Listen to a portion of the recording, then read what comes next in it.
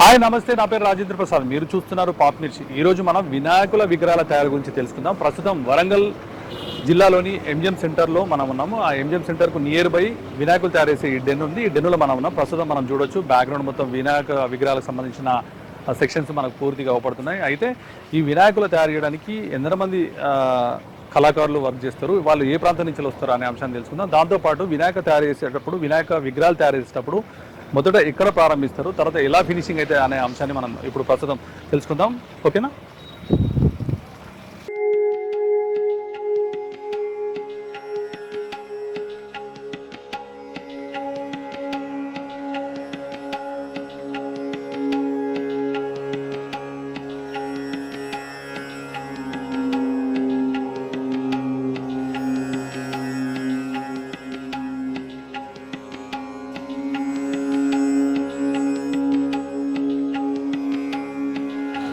Friends, Vinayaka విగ్రహం తయారు చేసే ముందు మొదట ఈ సెక్షన్లోనే వర్క్ జరుగుతుంది. ఇక్కడ రాగడి మట్టి, తర్వాత పుట్టమన్నును వాళ్ళు సేకరించి సుమారు అంటే ఉదయం నుంచి సాయంత్రం వరకు మట్టిని పూర్తిగా రోడ్ పైన, మెయిన్ రోడ్ పైన ఎండబోస్తారు. ఎండబోసిన తర్వాత వాళ్ళ ఏళ్ళకి ఇట్లా ఏం పుచ్చుకోకుండా వాటిని ఫిల్టర్ చేస్తారు. ఆ ఫిల్టర్ చేసిన పౌడర్ని తీసుకొచ్చి ఈ సెక్షన్ ఉంది కదా, ఈ సెక్షన్లో వాళ్ళు ఇట్లా అంటే ఈ మట్టిని మొత్తం ఒక పేస్ట్ లాగా మిక్స్ చేసుకుంటారు. ఇట్లా వేరే మట్టిలో ఇది మిక్స్ కాకుండా కింద ఒక ప్లాస్టిక్ కవర్ను ఏర్పాటు చేసుకొని ఇందులో ఆ పౌడర్ని మొత్తం ఇందులో పోసి కాళ్ళతో తొక్కుతూ అంటారు అన్నట్టు. ఆ తొక్కిన తర్వాత మనం చూడొచ్చు ఇప్పుడు ఆ కళాకారుడు ఈ మట్టిని ఇంత క్లియర్గా కాళ్ళతోటి తొక్కుతున్నాడు.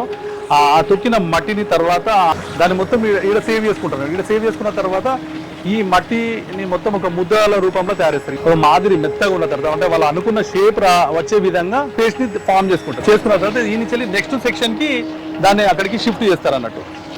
అయితే మనము ఎక్కడైతే ఈ మట్టి తొక్కి ముద్దలాగా చేసుకుంటామో ఆ సెక్షన్ నుంచి మట్టిని ఇక్కడ షిఫ్ట్ చేస్తారు. మనం చూడొచ్చు మట్టి ఇట్లా ఈ ముద్దనంతా అంటే రెడీగా ఇక మన విగ్రహం తయారు చేయడానికి మొదటి స్టెప్ ఇదే అన్నట్టు. ఆ మట్టిని అక్కడ తయారు చేసుకున్న తర్వాత ఈ ఒక పచ్చి క్లాత్ తోటి ఈ మట్టి మీద ఇది కప్పి ఎప్పుడు మట్టి పచ్చిగా ఉండే విధంగా వాళ్ళు ఇది క్రియేట్ చేసి పెట్టుకుంటారు. దీని తర్వాత నెక్స్ట్ సెక్షన్ ఏందని మనం తెలుసుకుందాం. ఫ్రెండ్స్, మనము మట్టిని ఎలా తయారు చేస్తారు, ఆ మట్టిని తయారు చేసిన తర్వాత దాన్ని ఏ రూపంలో ముద్దలాగా చేసుకొని ఇక్కడికి షిఫ్ట్ చేస్తారు అనేది తెలుసుకున్నాము.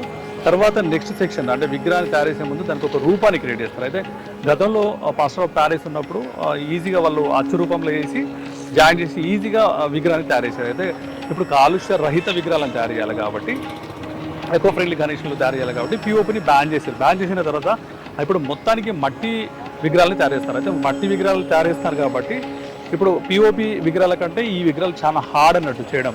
అయితే అది ఎందుకోసం హార్డ్ అనేది ఇప్పుడు మనం తెలుసుకుందాం. మట్టి తయారు చేసే విధానాన్ని తెలుసుకున్న తర్వాత నెక్స్ట్ ఈ సెక్షన్లో ఉన్నాం అన్నట్టు. ఇక్కడ చూడవచ్చు మనము వరిగడ్డి, ఏదైతే మనము వరిగడ్డి అంటాం కదా తెలంగాణలో, ఆ గడ్డిని సేకరించి వాళ్ళు ఏ రూపంలోనైతే విగ్రహం తయారు చేయాలని అనుకుంటారో దానికి సంబంధించిన రూపాన్ని వాళ్ళు ఇక్కడ వివిధ షేప్లో చేసి ఆ విగ్రహాన్ని ఇక్కడ ఒక ఫ్రేమ్ని తయారు చేసుకుని ఆ ఫ్రేమ్కి వాళ్ళు అనుకున్న రూపాన్ని ఇక్కడ ఫిక్స్ చేస్తారన్నట్టు. నెక్స్ట్ వచ్చేసి దీన్ని వేరే ప్లేస్కి షిఫ్ట్ చేసి అక్కడ నుంచి వెళ్ళి తీసుకొచ్చిన మట్టిని అప్లై చేస్తారన్నట్టు. సో అయితే మనము ఈ షేప్ని తయారు చేసేటప్పుడు వాళ్ళు అయితే కొంతమంది ఏమో కస్టమర్స్ ఆర్డర్ ఇస్తే దానికి సంబంధించిన షేప్ని తయారు చేస్తారు. లేదంటే వీళ్ళ థాట్ ఏదైతే వీళ్ళకు ఇట్లా డిజైన్ చేయాలి, ఒక వినాయకుడు మూషక వాహనం మీద కూర్చున్నట్టుగా, తర్వాత డ్రాగన్ మీద కూర్చున్నట్టుగా, తర్వాత పడవలో కూర్చున్నట్టుగా, అంటే చాలా మోడల్స్ ఇట్లా చెప్పుకుంటూ పోవచ్చు అన్నట్టు.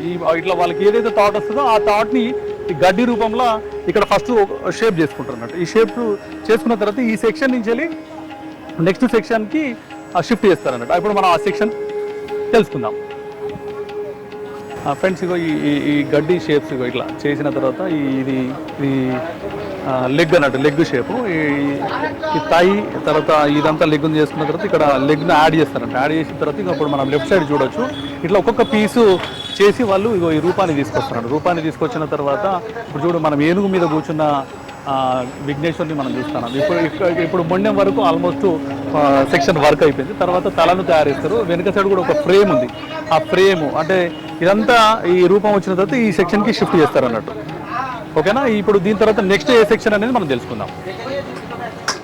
ఫ్రెండ్స్ మనము అంటే రెండు సెక్షన్లు తెలుసుకున్నాం. ఒకటేమో మట్టిని అక్కడ తయారు చేసి తర్వాత ముద్ద రూపంలో అక్కడ తీసుకొచ్చిన తర్వాత వరి గడ్డిని విగ్రహ రూపంలో చేసుకున్న తర్వాత ఆ మట్టిని దానికి అప్లై చేస్తారని చెప్పాను కదా. అయితే ఆ విగ్రహం నిలబడడానికి వెనుక ప్లస్ కింద ఒక బేసు, తర్వాత బ్యాక్ సైడ్ ఒక ఫ్రేమ్ తయారు చేస్తారు. ఆ ఫ్రేమ్ సంబంధించిన సెక్షన్ మనం చూడొచ్చు ఈ రూపంలో కింద బేస్ చేసుకుంటారు. తర్వాత వెనుక అంటే కొన్ని నగరాలలో హైట్ ఉంటాయి, కొన్ని నగరాలలో హైట్ తక్కువ, అంటే హైట్ ఎక్కువ పర్మిషన్ ఇవ్వరు. సో ఏ ప్రాంతంలో అయితే ఎంత అయితే హైట్కి పర్మిషన్ ఇస్తారో అంతవరకు వీళ్ళు ఫ్రేమ్స్ తయారు చేస్తారు. మనం చూడొచ్చు ఇక్కడ ఈ లెఫ్ట్ సైడ్ ఫ్రేమ్ తయారు చేసిన తర్వాత ఈ ఫ్రేమ్ మొత్తం కంప్లీట్ అయిపోయిన తర్వాత దీనిపై ఆ గడ్డితో చేసుకున్న ఆ రూపం ఏదైతే ఉంటుందో ఆ రూపాన్ని వాళ్ళు ఫిక్స్ చేస్తారన్నట్టు. ఫిక్స్ చేసిన తర్వాత ఆ మట్టిని అంటే ఆ క్లాత్లో పెట్టిన మట్టి ఉంది కదా, ఆ మట్టిని నెమ్మదిగా ఆ గడ్డికి మన పేస్ట్ లాగా నెమ్మదిగా ఇట్లా నేర్పుతూ పేస్ట్ లాగా దానికి అప్లై చేసి దాని ఒక రూపాన్ని తీసుకొస్తారు అన్నట్టు. ఆ రూపం వచ్చిన తర్వాత ఏ విధంగా ఉంటుంది అనేది ఇప్పుడు మనం తెలుసుకుందాం.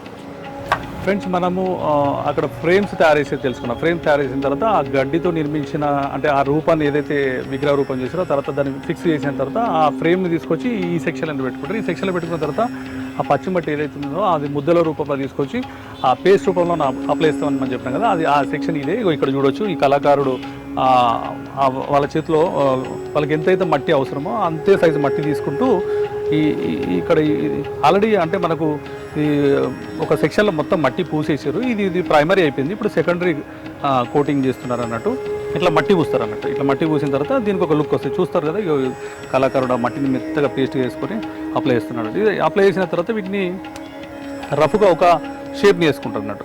షేప్ని చేసుకున్న తర్వాత ఈ చేతులు వేళ్ళు మనం ఇంకో సెక్షన్లో తెలుసుకుందాం. అవి అక్కడ వాళ్ళు ఈ చేతుల వేళ్ళను, తర్వాత ఈ తొండాలను, తర్వాత చెవులను, దంతాలను వీటిని వాళ్ళు అక్కడ ప్రింట్ చేస్తారు. ప్రింట్ చేసిన తర్వాత ఆ పీస్లు ఎండిన తర్వాత ఇక్కడ ఏదైతే ఈ విగ్రహం షేప్ ఉందో దానికి యాడ్ చేస్తారు అన్నట్టు. అయితే ఈ మట్టి పూసిన తర్వాత దాన్ని ఎలాంటి షేప్ వస్తారనేది ఇప్పుడు మనం ఆ సెక్షన్కి వెళ్దాం. ఫ్రెండ్స్, మనము ఆ కళాకారుడు గడ్డికి ఏదైతే మట్టిని ఇట్లా అప్లై చేసే సెక్షన్ మనం చూసినాం కదా, అప్లై చేసిన తర్వాత ఇలాంటి షేప్స్ వస్తాయి అన్నట్టు. ఇట్లా మొండెం లేకుండా పూర్తి షేప్ని తయారు చేసి పెట్టుకుంటారు. ఈ షేప్ని పెట్టుకొని ఇట్లా అంటే కొంచెం వెలుతురు పడే సెక్షన్లో, గాలి ఆడే సెక్షన్లో పెట్టుకుంటారు అన్నట్టు. ఇవి మొత్తం పూర్తిగా ఎండిన తర్వాత ఆ తొండానికి సంబంధించిన సెక్షన్ ఇక్కడ ఫిట్ చేసిన తర్వాత మిగతా సెక్షన్ వర్క్స్ జరుగుతాయి అన్నట్టు. అయితే ఆ మిగతా సెక్షన్ వర్క్స్ ఏంటనేది మనం ఇంకో సెక్షన్లో తెలుసుకుందాం. ఫ్రెండ్స్, మనము అక్కడ విగ్రహాలకు గడ్డితో తయారు చేసిన ఆ సెక్షన్కి మట్టిని మొత్తం అప్లై చేసిన తర్వాత దాని రూపం ఎట్లా వస్తుందనే అంశాన్ని అక్కడ మనం తెలుసుకున్నాము. తర్వాత ఇప్పుడు ప్రస్తుతం మనం వేరే సెక్షన్లో ఉన్నాము. ఇక్కడ చూడొచ్చు ఇలాంటి అచ్చులు తీసుకొని వీటికి ఫ్లవర్స్ ఇట్లా మట్టితోటి అప్లై చేస్తారు. ఆ మట్టితోటి అప్లై చేసే సెక్షన్లో మనం ఉన్నాము. ఇటు చూడొచ్చు ఇక వీళ్ళు ఈ ఫ్లవర్స్ అవి ఇక్కడ తయారు చేస్తున్నారు. తర్వాత ఇవి ఏవైతే ఈ ఆభరణాలు ఉంటాయో ఆ ఆభరణాల షేప్స్ని వీటిలలో అచ్చు వేసి తయారు చేస్తారు. మనము ఇట్లా చూడొచ్చు ఈ షేప్లో తయారు చేస్తారండి. తయారు చేసి వీటి ఎండిన తర్వాత వీటికి మనకు పెయింటింగ్ వేసేసి మెడలో ఇట్లా యాడ్ చేస్తారన్నట్టు. వినాయకుడికి ఇట్లా యాడ్ చేస్తారండి. ఇది ఒక హారం అన్నట్టు. ఇదే కాకుండా వినాయకుడికి సంబంధించిన దంతాలు, తర్వాత విగ్రహము, తొండము, తర్వాత వచ్చేసి చేతులు, కాళ్ళ వేళ్ళు, తర్వాత ఆ కాళ్ళు ఏవైతే ఉంటాయో అవన్నీ మొత్తం ఇక్కడ తయారు చేస్తారు. ఇక్కడ తయారు చేసిన తర్వాత ఇవి ఎండిన తర్వాత లైట్గా అంటే మరీ పూర్తిగా కాకుండా ఒక 75% ఎండిన తర్వాత వీటిని మనం ఇప్పుడు చూసినాం కదా ఆ విగ్రహం దగ్గర తీసుకొచ్చి అక్కడ వాటికి యాడ్ చేసుకొని మిగతా మట్టితోటి వాటికి అప్లై చేస్తారు. అప్లై చేసిన తర్వాత దాన్ని మళ్ళీ పూర్తిగా ఎండబెడతారండి. ఎండబెట్టిన తర్వాత దానికి ఒక షేప్ వస్తుంది. అది ఆ షేప్ ఏంటిది అనేది ఇప్పుడు మనం చూద్దాం. ఫ్రెండ్స్, మనం అక్కడ ఏదైతే ఆ అచ్చులలో ఆ మట్టిని ఇట్లా అప్లై చేసి హారాలు, తర్వాత చేతి వేళ్ళు, తొండము, వాటికి సంబంధించిన అంశాలు అక్కడ తెలుసుకున్నాం కదా, ఆ సెక్షన్ నుంచి మనం మరో సెక్షన్కి వచ్చినాము. ఆ ఏళ్ళు, తర్వాత హారాలు వాటికి సంబంధించిన అవన్నీ ఎండబెట్టిన తర్వాత ఆ సెక్షన్ మొత్తము ఫినిష్ అయిపోయిన తర్వాత నెక్స్ట్ అక్కడి నుంచి ఆ వస్తువులను తీసుకొచ్చి అంటే వినాయకుడికి సంబంధించిన ఏళ్ళు, పాదాలు, తొండము, దంతాలకు సంబంధించినవన్నీ తీసుకొచ్చి ఇక్కడికి షిఫ్ట్ చేస్తారండి. ఇక్కడ చూడవచ్చు ఈ సెక్షన్ మొత్తం కంప్లీట్ పూర్తి అయిపోయింది. ఎండిన తర్వాత వీటికి యాడ్ చేస్తారు అన్నట్టు. అయితే మనం అక్కడ మొండెం వరకు తయారు చేసిన విగ్రహాలను చూస్తాం కదా, అవి ఎండిన తర్వాత తీసుకొచ్చి ఇట్లా పెట్టుకుంటారు అన్నట్టు. పెట్టుకున్న తర్వాత ఇది చూడొచ్చు పై సెక్షన్ చూడండి కంప్లీట్ ఎండిపోయి ఉన్నది. ఇది ఎండిన తర్వాత ఇక్కడ ఈ మట్టితో ఈ మెడ దగ్గర స్టిక్ చేసి వీళ్ళు ఇట్లా అప్లై చేసుకుంటారు. ఇక మిగతాది ఏదైతే ఫినిషింగ్ ఉందో రా మెటీరియల్ బొమ్మ అయిపోయిన తర్వాత ఈ తొండము, ఈ చెవులు, దంతాలు ఏర్పాటు చేసిన తర్వాత మరొక సెక్షన్ వర్క్ జరుగుతుంది అన్నట్టు. ఇక్కడ చూడొచ్చు మనం ఈ ఫింగర్ చేతులు పూర్తిగా యాడ్ చేసుకున్నారు. ఇక్కడికి చెయ్యి యాడ్ చేసిన తర్వాత ఏదైతే ఆ జాయింట్ ఉంటుందో ఆ జాయింట్ మళ్ళీ ఎక్స్పోజ్ కాకుండా మరొక సెక్షన్ తోటి మళ్ళీ మట్టిని తీసుకొని ఇంకా కొంచెం మెత్తటి మట్టిని తీసుకొని అప్లై చేస్తారు అన్నట్టు. ఇది మనం క్లియర్గా చూస్తాము. ఇప్పుడు ఇక్కడ ఉన్న కళాకారుడు దాన్ని అప్లై చేసుకుంటాడు. వీళ్ళు కోల్కతాకి వెళ్ళి మన వరంగల్కి వస్తారన్నట్టు. అయితే వీళ్ళు ఒక 4 months ఇక్కడ వచ్చి ఇక్కడ ఈ డెన్నును ఏర్పాటు చేసుకొని ఇక్కడ స్థానిక ఉన్న వ్యాపారవేత్తతోటి వాళ్ళ డీల్ కుదుర్చుకొని తర్వాత ఇక్కడ సెక్షన్ వర్క్ చేస్తారన్నట్టు. ఇక్కడ ఈ 4 నెలలు వాళ్ళ కృషి మనం ఇప్పుడు చూస్తున్నాము. ఇన్ని నెలలు కష్టపడితే దానికి ఒక రూపం అనేది వస్తున్నట్టు. వచ్చిన తర్వాత మన వినాయక చవితికి ముందు ఒక 2 రోజులు 3 రోజుల ముందు వీళ్ళు ఇక్కడున్న వ్యాపారవేత్తకు అందిస్తే అతను కస్టమర్కి సేల్ చేసుకుంటారు అన్నట్టు. సేల్ చేసుకున్న తర్వాత అదే విగ్రహాన్ని మనం తీసుకొచ్చుకొని మనం 9 రోజులు పూజ చేసిన అనంతరం దాన్ని మనం నిమజ్జనం చేస్తాం అన్నట్టు. ఇది ఫ్రెండ్స్ అంటే ఒక సెక్షన్ తర్వాత ఒక సెక్షన్కి షిఫ్ట్ అయిన తర్వాత ఇలాంటి రూపం వస్తున్నట్టు. ఇప్పుడు మరో సెక్షన్కి వెళ్దాం మనం. ఫ్రెండ్స్ మనము ఇంతమందికి ఏం తెలుసుకున్నామో మనం మొండెము తల జాయిన్ చేసి తర్వాత దాన్ని ఎట్లా సీల్ చేస్తారు, తర్వాత వినాయకుడికి సంబంధించిన తొండము దంతాలు, తర్వాత వినాయకుడికి సంబంధించిన ఏళ్ళు, తర్వాత పాదాల సెక్షన్ సంబంధించిన ప్లేస్లో ఉన్నాం కదా, అక్కడ జాయిన్ చేసిన తర్వాత అది మొత్తం ఫినిష్ చేసిన తర్వాత నెక్స్ట్ ఈ సెక్షన్కి తీసుకొస్తారు. ఇక్కడ షిఫ్ట్ చేసిన తర్వాత ఇక్కడ సూర్యుని వెలుతురికి ఇది ఎండిపోతుంది అన్నట్టు. ఎండిపోయిన తర్వాత దీనిపైన మనం ఏదైతే అచ్చు చూసినామో ఆ అచ్చుకు సంబంధించిన ఈ కిరీటాన్ని ఇక్కడ పెడతారు. ఈ కిరీటాన్ని ఇక్కడ పెట్టి ముందు ఈ క్రౌన్ ఏదైతే ఉందో ఈ క్రౌన్ ఏర్పాటు చేస్తారు అన్నట్టు. ఏర్పాటు చేసిన తర్వాత ఇక్కడ ఈ సెక్షన్ కంప్లీట్ అయిపోతుంది. తర్వాత పూర్తిగా ఇక్కడ విగ్రహం ఎండిన తర్వాత నెక్స్ట్ సెక్షన్లో శాండ్ పేపర్ అంటే మనం ఉప్పు కాగితం అంటాం కదా, ఆ శాండ్ పేపర్ సంబంధించిన సెక్షన్లో ఎక్కడెక్కడైతే రఫ్గా ఉంటుందో ఆ రఫ్ సంబంధించిన ఆ పేపర్ తోటి ఇదంతా ఫినిష్ చేస్తారంట. ఇప్పుడు నెక్స్ట్ ఆ సెక్షన్కి వెళ్దాం ఫ్రెండ్స్. ఇప్పుడు మనము అక్కడ అంటే జాయిన్ చేసిన మొండెమును తలను జాయిన్ చేసిన తర్వాత ఏ సెక్షన్కి షిఫ్ట్ చేస్తారంటే ఆ విగ్రహం ఎండడానికి వెదురుకు షిఫ్ట్ చేస్తామని చెప్పినాం కదా, అక్కడ అన్నీ జాయిన్ చేసి అక్కడ షిఫ్ట్ చేసిన తర్వాత అది పూర్తిగా ఎండిపోతుంది అన్నట్టు. విగ్రహం ఎండిపోయిన తర్వాత నెక్స్ట్ శాండ్ పేపర్ ఏదైతే మనం ఉప్పు కాగితం ఉంటాం కదా, ఆ ఉప్పు కాగితం సంబంధించిన సెక్షన్లో మనం ఉన్నాము. ఇట్లా ఈ కళాకారుడు ఎక్కడెక్కడైతే ఇట్లా కొంచెము రఫ్గా ఉంటుందో ఆ రఫ్కు సంబంధించిన ప్రాంతాన్ని మొత్తం తన ఉప్పు కాగితంతో ఇట్లా ఫైల్ చేస్తారు అన్నట్టు. ఇట్లా ఫైల్ మొత్తము ఫినిష్ చేసిన తర్వాత ఇలాంటి స్మూత్నెస్ వస్తుంది. స్మూత్నెస్ వచ్చిన తర్వాత కొన్ని ప్లేస్లలో విగ్రహాలు క్రాక్స్ కూడా వస్తాయి అన్నట్టు. క్రాక్స్ ఎందుకు వస్తాయంటే పీఓపీలో ఈ ప్రాబ్లం ఉండదు. బట్ ఏంటంటే పీఓపీ ఎప్పుడైతే బ్యాన్ అయిందో తర్వాత మట్టి విగ్రహాలు చేస్తారు కాబట్టి మట్టి ఖచ్చితంగా ఎంత కేర్ తీసుకున్నా కూడా క్రాక్స్ అనేది వస్తాయి అన్నట్టు. క్రాక్స్ అనేది వస్తుంది కాబట్టి వాళ్ళు దీనికి మళ్ళీ ఆల్టర్నేట్గా ఇంకొక పౌడర్ని యాడ్ చేసేసి అంటే కెమికల్ రహిత అంటే రసాయనం లేని పౌడర్ని దీనిపై అప్లై చేస్తానంట. అప్లై చేసినప్పుడు ఈ జాయింట్స్ ఈ క్రాక్స్ ఏవైతే ఉంటాయో అది మొత్తం సీల్ అయిపోతుంది. సీల్ అయిపోయిన తర్వాత కలర్ సెక్షన్ ఉంటుంది అన్నట్టు. ఆ కలర్ సెక్షన్లో ఏవైతే ఈ విగ్రహానికి కలర్స్ వేస్తే బాగుంటుంది అనేది, ఎక్కడెక్కడ ఏ కలర్స్ వేస్తే బాగుంటుంది అనే అంశాన్ని వాళ్ళు అక్కడ సెలెక్ట్ చేసుకొని మళ్ళీ అక్కడ వేరే కళాకారులు ఉంటారు, ఆ కలర్ పెయింటింగ్ సంబంధించిన కళాకారులు ఉంటారు, వాళ్ళు కేర్ తీసుకొని ఈ విగ్రహానికి ఒక రూపాన్ని తీసుకొస్తారు అన్నట్టు. నెక్స్ట్ మనం ఆ సెక్షన్కి వెళ్దాం ఫ్రెండ్స్. మనము ఎండిన విగ్రహానికి పేపర్ కొట్టే సెక్షన్ అంటే శాండ్ పేపర్ ఏదైతే ఉప్పు కాగితం ఉంటుందో దాంతో ఆ విగ్రహాన్ని స్మూత్గా ఫినిష్ చేసే సెక్షన్లో ఇప్పటివరకు ఉన్నాము. అక్కడ ఫినిష్ అయిపోయిన తర్వాత ఆ విగ్రహాన్ని పెయింటింగ్ సెక్షన్కి, అది చివరి ఘట్టం, పెయింటింగ్ సెక్షన్కి షిఫ్ట్ చేస్తారు.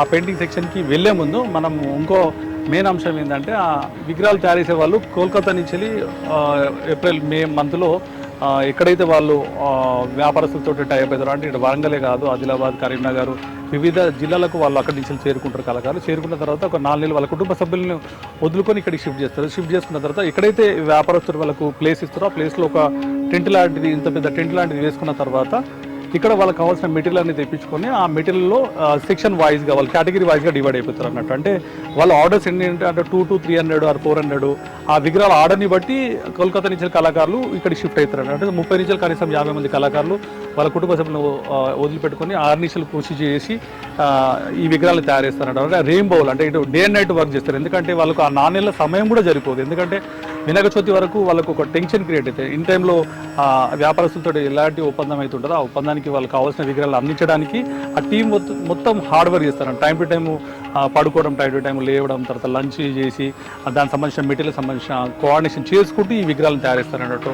అంటే ఈ 4 నెలల కృషి మనకి ఆ విగ్రహ రూపంలో వాళ్ళ కళ అనేది తెలుస్తుంది అన్నట్టు. ఇప్పుడు ఈ సెక్షన్ చూడొచ్చు, మొత్తం ఫినిష్ అయిపోయిన తర్వాత ఈ సెక్షన్లో పెట్టేస్తారంట. పెట్టేసిన తర్వాత కంప్లీట్ విగ్రహం ఎండిపోయిన తర్వాత దాన్ని పెయింటింగ్ సెక్షన్కి తీసుకెళ్తారంట. అయితే ఈ విగ్రహాల వెనుక ఉన్న ఆ కళాకారుల కృషి, తర్వాత ఆ కళాకారులకు సంబంధించిన హెడ్ ఎవరైతే ఉన్నారో అతన్ని కంప్లీట్ వివరాలను అడిగే ప్రయత్నం చేద్దాం.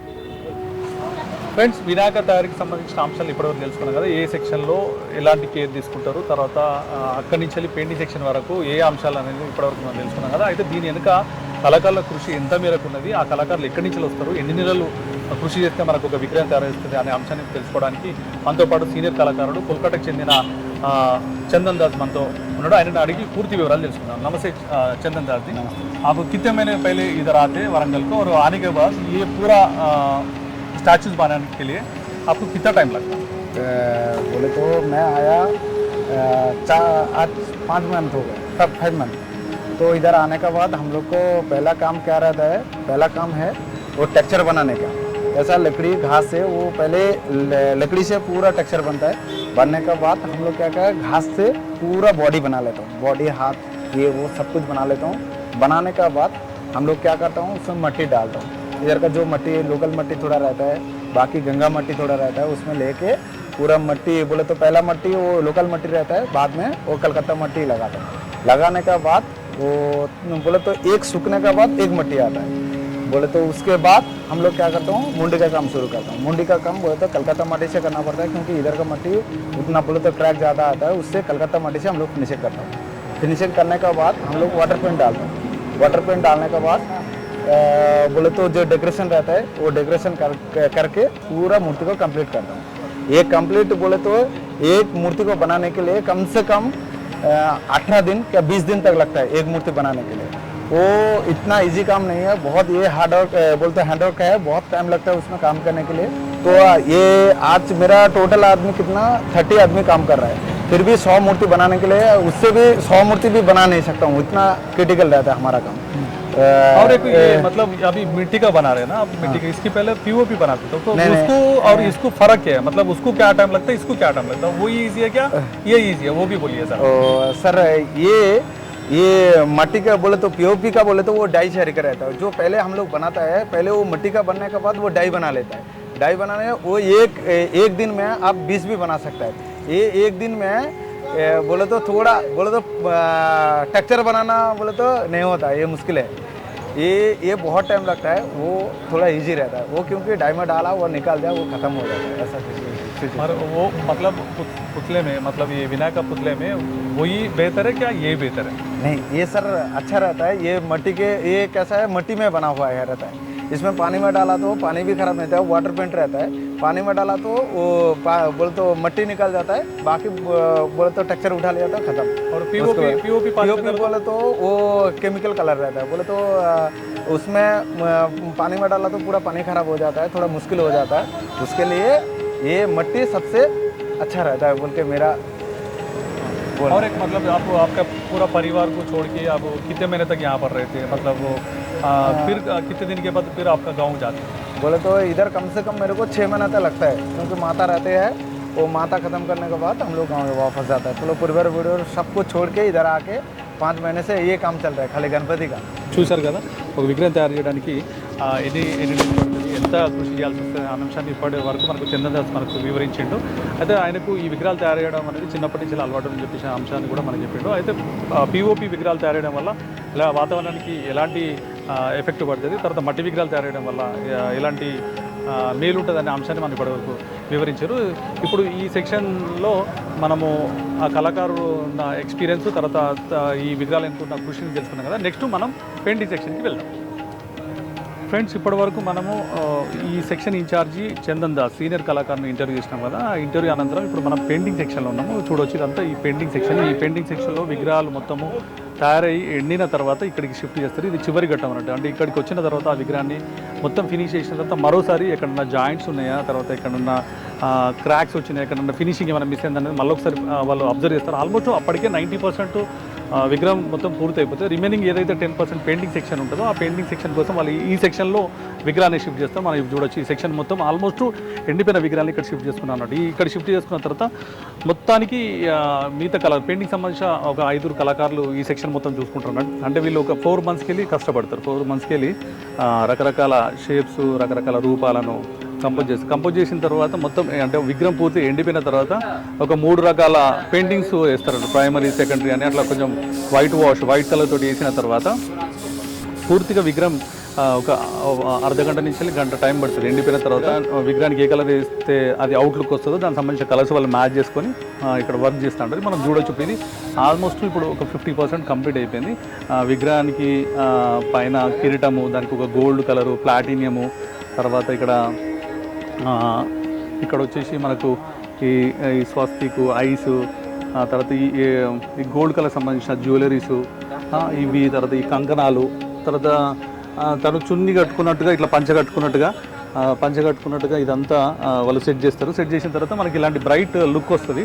తర్వాత పూర్తిగా విగ్రహం పెయింటింగ్ సెక్షన్ అయిపోయిన తర్వాత ఆ విగ్రహాలను భక్తుల కోసము మెయిన్ రోడ్ పైన డెమోగా పెడతారు అన్నట్టు. అయితే ఎవరు విగ్రహాలు నచ్చితే వాళ్ళకి సంబంధించిన విగ్రహాలను వాళ్ళు సెలెక్ట్ చేసుకొని 9 రోజులు పూజిస్తారు అన్నట్టు. అయితే ముఖ్యంగా పిఓపి విగ్రహాలతోటి మనకు చాలా ఎఫెక్ట్ ఉండే గతంలో. ఆ ఎఫెక్ట్ ఉన్నప్పుడు అది కాలుష్య రహిత విగ్రహాలను తయారు చేయాలని చెప్పేసి ఎకో ఫ్రెండ్లీ గణేష్ను, మట్టి గణేష్లనే కంపల్సరీ చేయాలని గవర్నమెంట్ కొన్ని కండిషన్స్ పెట్టింది కాబట్టి సో మన పిఓపి విగ్రహాల శాతం తగ్గించారు అన్నట్టు. సో ఇది వినాయక చవితి సంబంధించిన దీని అంటే ఓ విగ్రహానికి సంబంధించిన ఏదైతే బ్యాక్గ్రౌండ్ కష్టార్జితం ఉంటుందో అది ఒక 4 నెలలు కోల్కతాకు సంబంధించిన కళాకారులు ఇక్కడ వరంగల్ ప్రాంతానికి వచ్చి ఇక్కడ ఒక డేరా లాంటిది ఏర్పాటు చేసుకొని అంటే ఏప్రిల్ టు మే మధ్యలో ఇక్కడికి వచ్చేసి ఇంత కష్టపడి ఈ విగ్రహాన్ని రూపొందిస్తారు. తర్వాత రూపొందించిన అనంతరం అమ్మకాన్ని పెట్టిన తర్వాత దాన్నే మనం తీసుకొచ్చి గ్రాండ్గా 9 రోజులు మనము మన వినాయక నవరాత్రులు ఉత్సవాలు జరుపుకొని అనంతరం మనం నిమజ్జనం చేస్తాం అన్నట్టు. ఇది ఫ్రెండ్స్,